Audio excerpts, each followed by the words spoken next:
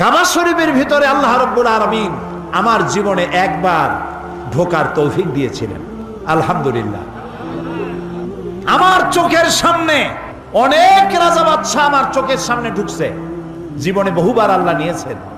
বাইরে দাঁড়ায় এতিমের মতো কাঁদছি যে আল্লাহ এই ঘরটার মধ্যে যদি একবার ঢুকতে পারতাম।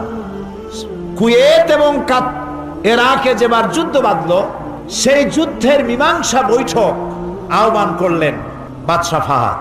তাতে পৃথিবী থেকে 400 মেহমানদেরকে দাওয়াত দিলেন মীমাংসা বৈঠকে। কেমনে কেমনে আমার মতো একটা ভাঙ্গাছেড়া মানুষও দাওয়াত পাইল।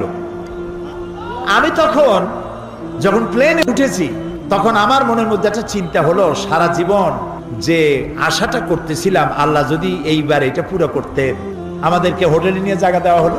এশার নামাজের পর একটা ব্রিফ কেস দিল সমস্ত মেহমানদেরকে। ব্রিফ কেসের ভিতরে কাবা শরীফের গেলাপ পাইলাম, আতর পাইলাম, জায়নামাজ পাইলাম, আর